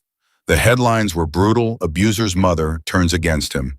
Travis Cole's family civil war. New evidence in mall attack case. Madison's phone exploded with calls, news stations, reporters, true crime podcasters. She ignored them all, except one. Sandra. Did you know about this? Madison found out 3 hours ago. Carol called me directly. Sandra. This changes everything. With her testimony and those text messages, we can request additional charges against Ryan and Marcus, and it strengthens our sentencing argument. Madison, how much time is Travis looking at? Sandra, maximum is 30 years for all counts combined. Realistically, we're hoping for 20. With Carol's testimony, maybe we can push for 25. 25 years. Travis would be in his 50s when he got out. Noah would be 31. Old enough to have his own life, his own family. Old enough to be safe. But Travis's brothers would be free and angry and looking for revenge. Detective Morris called at 6 a.m. I spoke with Carol Cole. She's coming in this morning to give a statement and turn over evidence. Madison, this is big, really big. Ryan and Marcus Cole have been texting about taking care of the problem. That's you before sentencing. We're bringing them in for questioning. Will they be arrested? Depends on what we find. But conspiracy to commit murder is serious. If the evidence is as clear as Carol says, yeah, they'll be arrested. When? Today, I'll let you know as soon as it happens. Madison hung up and realized her hands weren't shaking anymore. Something had shifted inside her. Fear was giving way to anger. Pure, clean anger that felt like fire in her chest. She was done being scared. At 8 a.m., Haley woke up to find Madison already dressed, makeup done, coffee made. You look different. I feel different. Different how? Like I'm done letting Travis control my life from a jail cell. Like I'm done hiding. Like I'm ready to fight. Haley studied her face. You're scaring me. Good. I've been scared for 7 years. Time to spread it around. The call came at noon. Detective Moore's voice tight with controlled anger. Ryan and Marcus Cole were arrested an hour ago, both charged with conspiracy to commit murder, stalking, and harassment. They're being held without bail. Madison's knees went weak. Both of them. Both the text messages were explicit. They were planning to grab you in a parking lot, make it look like a robbery gone wrong. Carol's testimony is damning. She heard them talking about it, recorded one conversation on her phone. These idiots didn't even try to hide it. What about Travis? Does he know? Not yet, but he will. And Madison Carroll also provided testimony about Travis's history with Emily, his sister. There are CPS records going back years, allegations of inappropriate behavior that were never followed up on. If Emily agrees to testify, would that extend Travis's sentence? Potentially. If we can prove a pattern of abuse beyond just you, the judge has more discretion at sentencing. Madison thought about Emily, 19 years old, growing up watching her brother beat his wife, probably being told it was normal, being groomed to accept it. Tell Carol I want to talk to Emily, if she's willing. Madison, I know what I'm doing. I spent 7 years being isolated. The least I can do is make sure another woman doesn't go through the same thing. Morris was quiet for a moment. I'll pass the message along. But Madison, be careful. This family is falling apart. Desperate people do desperate things. Let them be desperate. I'm done being prey. Emily called that evening. Her voice was young, scared, brittle, with the kind of fear Madison recognized instantly. Carol said you wanted to talk to me. I did. I do. Emily, I'm not going to pressure you to testify or tell your story or do anything you're not ready for. I just want you to know what happened with Travis and me isn't normal. It's not love. It's abuse. And if you're experiencing anything similar from Ryan or Marcus or anyone else, you don't have to accept it. Silence. Then Ryan hit me last year, gave me a black eye, said I was flirting with his friend and I deserved it. Madison's jaw clenched. Did you report it? No, he's my brother. Family doesn't snitch on family. Family doesn't beat family. You don't understand. In our house, that's just how things are. Dad hit mom. Travis hit you. Ryan hits his girlfriends. It's just what men do. No, Madison's voice was steel. It's what abusers do, and you don't have to accept it. You don't have to be the next victim in a long line of victims because your family normalized violence. Emily started crying. I'm scared. I know. I was scared too. I'm still scared sometimes, but I'm also alive. I fought back, and you can too. How? By telling the truth, by testifying, by breaking the cycle so your future daughters don't have to have this conversation. What if they hurt me? Then you make sure they go to jail too. Emily, listen to me. You're 19 years old. You have your whole life ahead of you. Don't spend it the way I spent my 20s, jumping at shadows and covering bruises and wondering if today's the day he finally kills you. Emily's crying intensified. Will you help me? Yes, whatever you need, I promise. 3 days later, Emily gave her statement to police. Detailed years of Ryan's escalating violence. Showed photos she'd hidden on a secret phone. Named other victims' girlfriends who disappeared from Ryan's life with suspicious injuries. The DA added additional charges against Ryan. And suddenly the Cole family wasn't just falling apart, it was imploding. Travis found out in jail. Madison knew because he called her. She didn't know how he got access to a phone, probably bribed a guard, but his voice on the line made her blood freeze. You turned my family against me. Madison's first instinct was to hang up. Her second was to speak. I told the truth. That's all. You destroyed everything. My brothers are in jail. My mother testified against me. My sister is calling me an abuser. You did this. No, Travis, you did this. Every choice you made, every time you hit me, every threat, every violation, that was you. I'm just the person who finally stopped letting you get away with it. I'll kill you. Get in line. Your brother's already tried. Travis's breathing changed, got faster, angrier. When I get out, you won't. You're looking at 25 years minimum. Maybe more if Emily's testimony counts. By the time you're free, I'll be middle-aged and Noah will be grown and you'll be a pathetic old man with nothing. I'll find you. Good luck. I won't be hiding anymore. She hung up, blocked the number, sat staring at her phone with her heart racing and her hands steady. Haley appeared in the doorway. Was that him? Yeah. What did he say? That he'd kill me, same old song. Madison. I'm not scared of him anymore. And as she said it, Madison realized it was true. The fear that had lived in her chest for 7 years, the constant gnawing terror, they had finally died. He's in a cage. His brothers are in cages. His mother turned on him. His sister is testifying against him. He has no power. He's just noise now. But noise could still hurt. Madison knew that. Sentencing was set for the following week. Sandra called with updates daily. Carol's testimony had been devastating. Emily's statement had opened new investigations. The DA was pushing for the maximum sentence. We might actually get 30 years, Sandra said, barely containing her excitement. Judge Morrison is furious. She called Travis's behavior a pattern of predatory violence that poses an ongoing threat to society. Those are her words. Madison, I think we're going to win big. Winning is him in prison. Winning is you alive and safe. Everything else is just details. The night before sentencing, Madison couldn't eat, couldn't sleep, Couldn't stop her mind from running through every possible scenario. What if the judge went easy on him? What if he got out early for good behavior? What if he really did find her someday? At midnight, there was a knock on the door. Crow was outside. Grim wants to see you, says it's important. Madison grabbed her jacket, followed Crow to a diner 3 blocks away. Inside at a back booth sat all 4 bikers from the mall.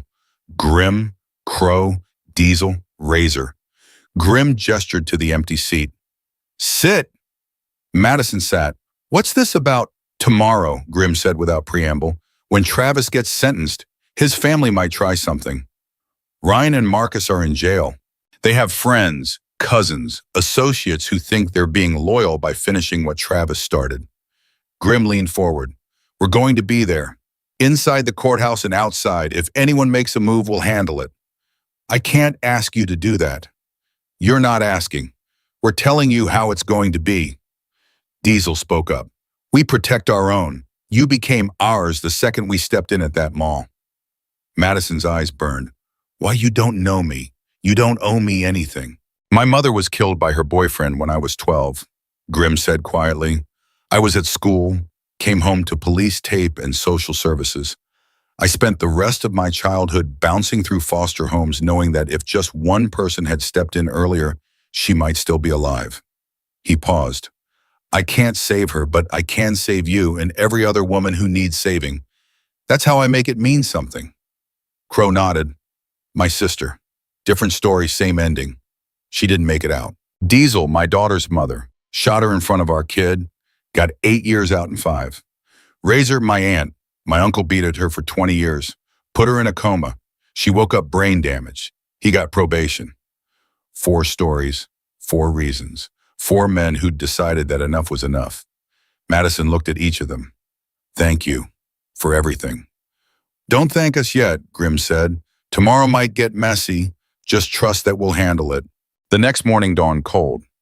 Madison dressed in the same conservative outfit she'd worn for trial. Sandra met her at the courthouse steps with news. Travis tried to plead for leniency last night, said he's found God in jail, wants to make amends, the whole script. Judge Morrison denied his request to speak. Good. Inside the courtroom was packed. Victims' advocates, reporters, women from the DV support group, Detective Morris, Carol Cole sitting in the back looking 10 years older than she had at trial, and scattered throughout looking like civilians instead of bikers were Grim and his crew.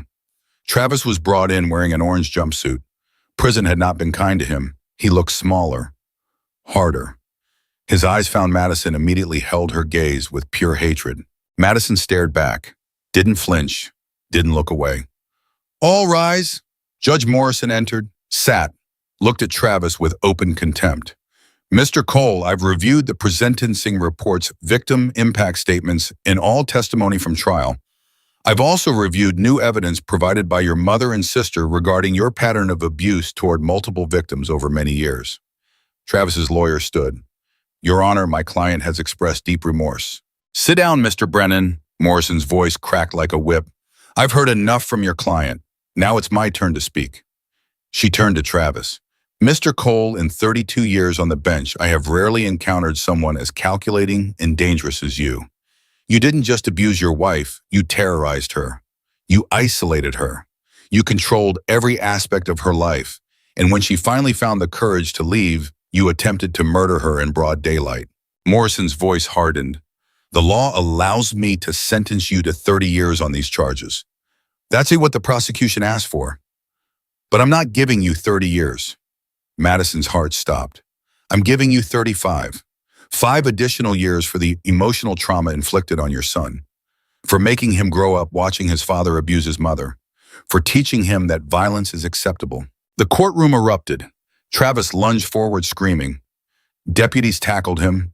Brennan was shouting objections. Morrison's gavel cracked repeatedly. Order, Mr. Cole, you will be silent or you will be gagged. Travis kept screaming. She belongs to me, you can't. And there it was. The mask finally completely off. The real Travis, the one Madison had lived with for 7 years, exposed for everyone to see. Deputies dragged him from the courtroom, still screaming. His voice echoed down the hallway. This isn't over, Madison. This isn't. A door slammed. Silence. Morrison looked at Madison. Ms. Blake, I want you to know something. You did nothing wrong. You are not responsible for his actions. You are not responsible for his choices. You are a survivor, and I hope you take that word and make it mean something powerful. Madison couldn't speak, could only nod. This court is adjourned. Outside, the press was waiting. Madison stepped up to the microphones with Sandra beside her, but this time she'd prepared something to say. 35 years ago, Travis Cole was born. Today, he learned that actions have consequences. In 35 years, he'll be released. By then, I'll be 64 years old. My son will be 41, and Travis will be a stranger who once hurt us, but couldn't break us. She paused. To every woman watching this who's in a similar situation, your abuser wants you to believe you're trapped. You're not. Your abuser wants you to believe no one will help. They will. Your abuser wants you to believe fighting back is pointless. It isn't. I fought back, and I won. The questions came fast. What's next for you? Madison smiled. Living, finally just living. Living turned out to be harder than surviving.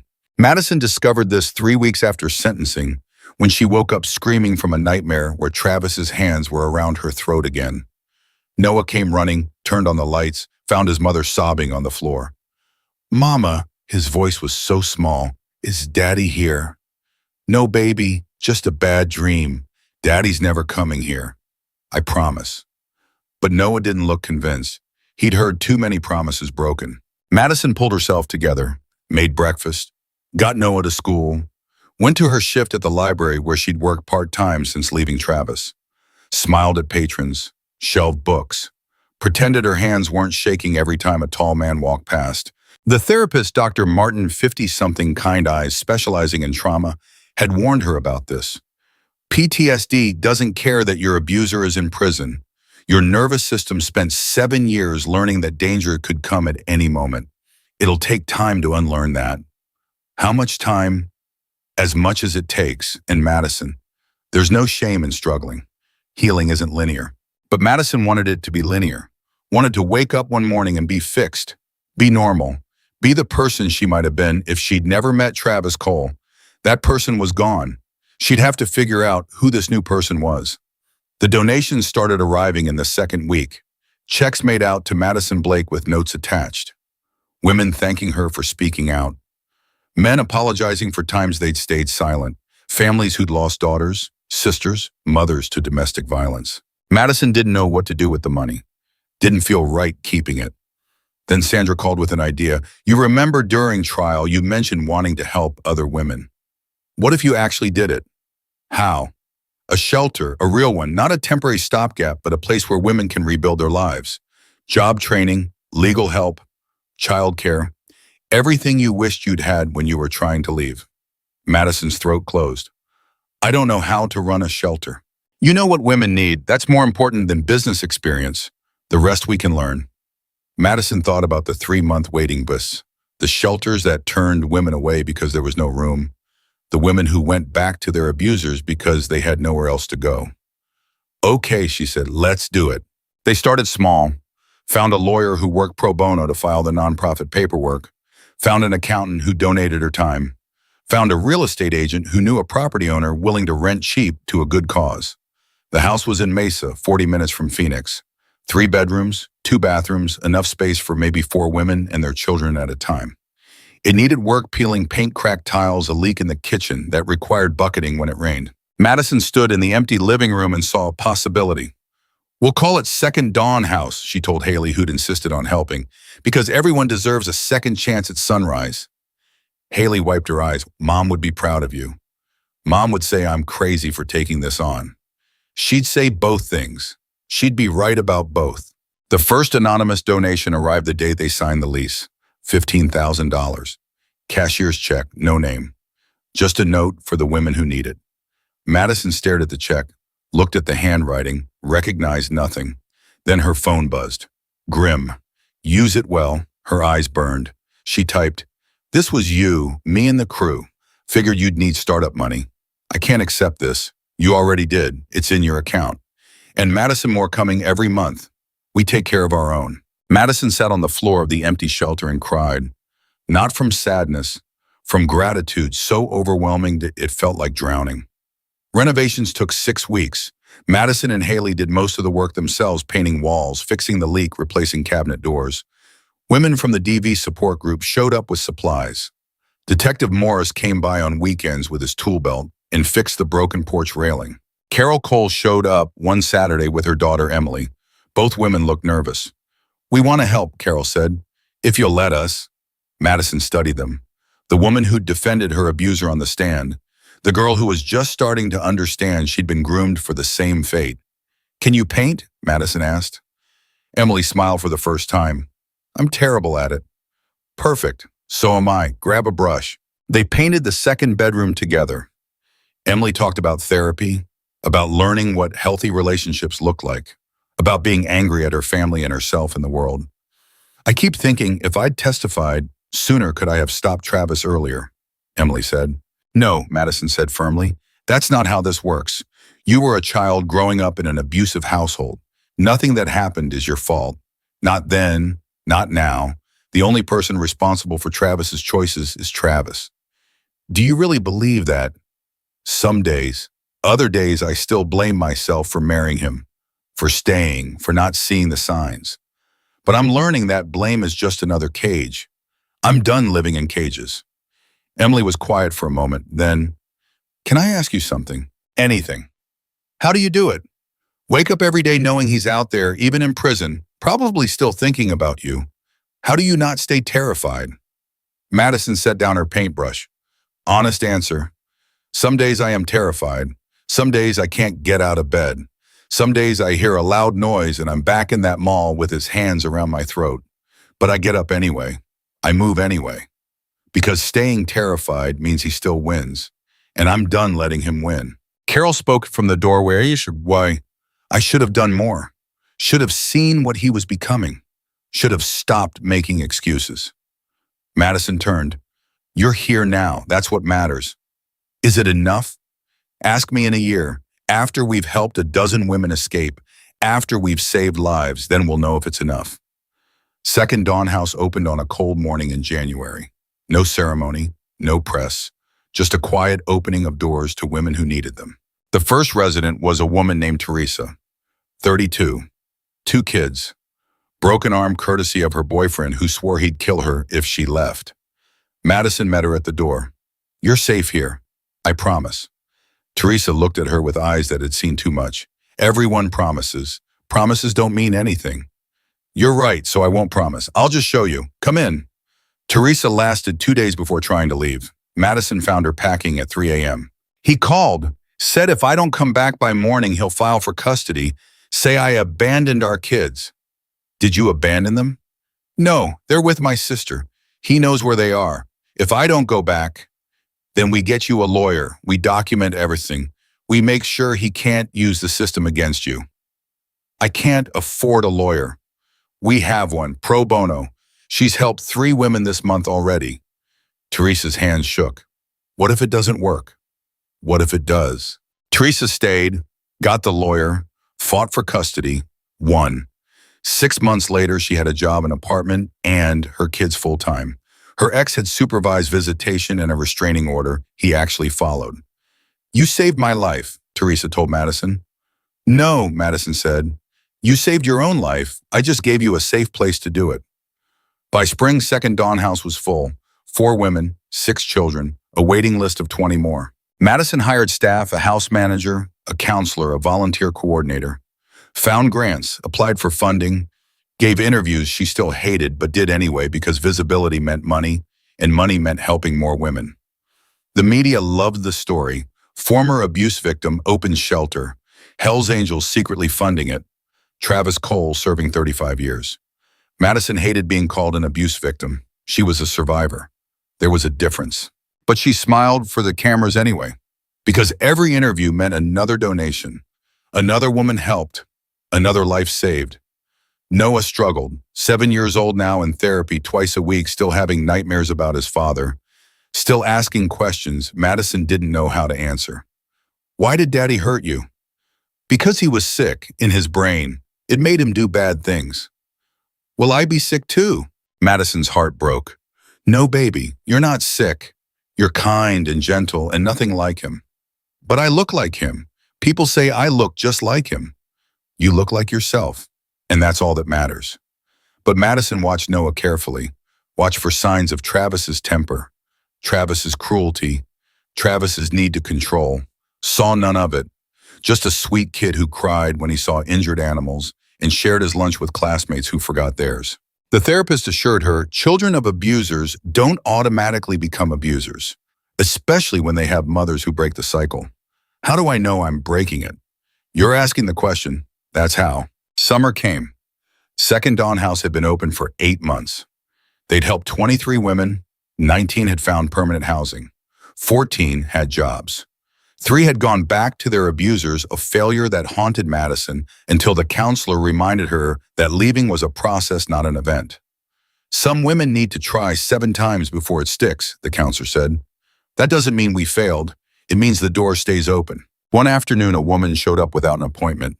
Mid-40s, well-dressed, driving a car that cost more than Madison made in a year.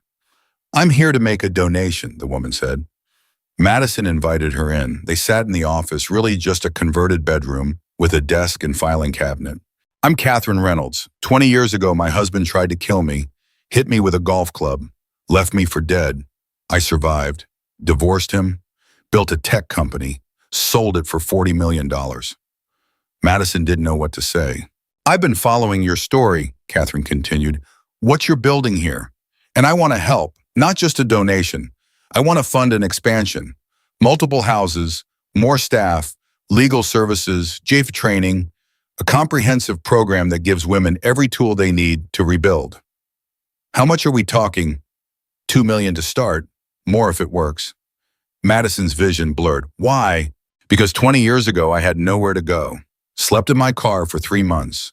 Lost custody of my kids for 2 years because I was homeless and unstable. By the time I got back on my feet, I'd missed so much of their childhood. I can't get that time back, but I can make sure other women don't lose that time. They shook hands. The partnership was official. Within 6 months, they'd opened 2 more houses, hired a full-time legal team, started a job training program that placed women in actual careers, not just minimum wage positions. The model worked. Women came broken, left whole, or at least whole enough to keep going. Madison still had bad days. Days when the fear came back so strong she couldn't breathe. Days when she saw Travis in every tall man, heard his voice in every raised voice, felt his hands in every unexpected touch. But she also had good days. Days when she laughed with Noah. Days when a woman called to say she'd gotten promoted. Days when she looked at what she'd built and felt pride instead of fear. Grim still texted occasionally. Usually just, "How are you?" Madison always answered honestly. Sometimes good, sometimes struggling. Once, "I don't know who I am anymore." His response to that one, "You're the woman who survived. Everything else is just details." A year after sentencing, Travis tried to contact her from prison. A letter that somehow got past the no-contact order. The guards caught it, but not before Madison knew it existed. She didn't read it, burned it instead in the fireplace at Second Dawn House with all the residents watching. "Anyone can write words," Madison said. "But words from someone who hurt you aren't magic. They're just noise, and we don't let noise control us anymore." The women cheered. That night, Madison got a text from an unknown number. "You think you're safe. We remember what you did to our family."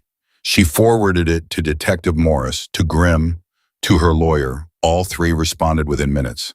Morris tracking the number, Grimm handled, the lawyer filing for additional protection. 2 days later, the texter was identified a cousin of Travis's. He was arrested for harassment and violating the court's protective order. The text stopped. Madison kept going. By the 2nd anniversary of the mall attack, Second Dawn House had expanded to 5 locations across Arizona. They'd helped over 100 women, had a 92% success rate for women who completed the program. The media called Madison a hero. She hated that word. "I'm not a hero," she told a reporter. "Heroes are people who choose to walk into danger. I was just trying to survive. The real heroes are the women who walk through our doors, who choose themselves when everyone's told them they're worthless, who fight for their kids, who start over with nothing. Those are the heroes." But the reporter printed, "Former abuse victim calls shelter residents true heroes anyway." Madison learned to live with being misunderstood. Noah turned 8, started 3rd grade, made friends, stopped having nightmares every night, started smiling more. "I want to help at the shelter," he told Madison one day. "You're too young, baby. I can play with the kids, the little ones, so their moms can do grown-up stuff." Madison looked at her son, this gentle soul who'd survived trauma and somehow come out kind, and felt hope for the first time in years. "Okay, but only supervised, and only if you want to, if it ever gets too hard."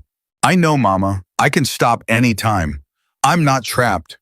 The simplicity of that statement broke something open in Madison's chest. "I'm not trapped." The thing she'd spent 7 years learning her son understood at 8. She'd broken the cycle. 3 years after sentencing, Madison received a letter. Not from Travis, from Judge Morrison. "Ms. Blake, I wanted you to know that in my 35 years on the bench, your case is one of the handful that stays with me. Not because of the violence, though, that was horrific, but because of what you did after. You took your pain and turned it into purpose. You took your survival and made it mean something. Second Dawn House is exactly the kind of program our justice system needs more of. Thank you for showing us what healing can look like." Judge Patricia Morrison. Madison hung the letter on her office wall. Rated on bad days. Travis tried filing appeals. They were all denied. His brothers served their sentences, got out, moved to different states. Madison tracked them through a private investigator just in case, but they seemed to have learned their lesson. Emily graduated college, became a social worker, volunteered at Second Dawn House. "I'm doing what you did," Emily told Madison, "taking the pain and making it useful." Carol opened a support group for mothers of abusers, helping women who'd raised violent men process their guilt and break their own cycles. "I can't fix what Travis did," Carol told Madison, "but I can help other mothers see the signs earlier. Stop making excuses. Choose their daughters over their son's comfort." Madison hugged her. "You're doing important work." "So are you." 5 years after sentencing, Madison met someone. His name was David, worked in IT, quiet, kind, patient, knew her history because everyone knew her history. Their first date was coffee. Madison brought Haley as backup and told him within 5 minutes, "I have a lot of trauma, PTSD, trust issues. Some days I can't be touched. Some days I have panic attacks over nothing. If that's too much, I understand." David smiled. "My sister survived domestic violence. I know what trauma looks like. And I know it's not something you fix. It's something you live with. I'm okay with that if you are." Madison wanted to believe him, wanted to trust. But trust was the hardest thing to rebuild. They took it slow. Months of coffee dates before anything else. More months of hand-holding before kissing. A year before Madison let him meet Noah. "He seems nice," Noah said after David left from dinner. "He is nice. Are you going to marry him?" "I don't know. Maybe. Someday. Would that be okay with you?" Noah thought about it. "Will he hurt you?" "No, baby. I would never let anyone hurt me again. I promise." "Then it's okay. Simple as that." A child's wisdom, Madison was still learning. 6 years after sentencing, Second Dawn House celebrated helping its 500th woman. The celebration was small. Current residents, staff, board members. The Hells Angels crew who'd funded it from the beginning. Grimm raised a glass to Madison Blake, who survived hell and built heaven for others. Madison raised her glass back. "To everyone who helps women escape, you're the real angels." Later, when everyone had left, Madison sat alone in the original house, the one she and Haley had painted together, the one where it all started. Her phone buzzed. Unknown number. Her heart jumped. Would she ever stop fearing unknown numbers? But the text was simple. "You did good. Travis's cellmate." Madison stared at it. "Then what he talks about you all the time, obsesses. But everyone in here knows what he did. Nobody respects woman beaters. He's got 30 more years of being nobody. You won." Madison didn't respond, just sat with that information. Travis was in prison alone, hated obsessing over a woman who'd moved on. She'd won. Not perfectly. Not completely. She still had scars, physical and emotional. Still had panic attacks. Still jumped at loud noises. Still sometimes saw his face in crowds that didn't contain him. But she'd won. 7 years after sentencing, Noah was 13, confident, compassionate, nothing like his father. I want to be a counselor, he told Madison. Help kids whose parents hurt each other so they don't end up broken. Madison looked at her son, the best thing that ever came from 7 years of hell, and felt peace. You'll be great at it, she said. 8 years after sentencing, Madison stood in front of a state legislative committee.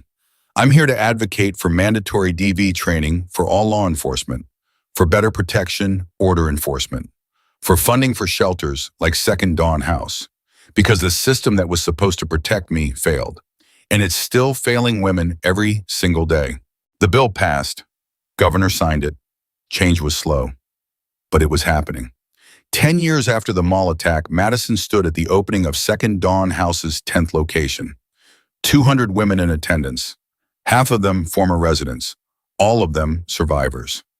A reporter asked, "Do you ever think about Travis Cole?" Madison smiled. "Not if I can help it. He took 7 years of my life. I'm not giving him any more." "Do you forgive him?" "No. Forgiveness isn't required for healing. I've healed anyway." "What would you say to him if you could?"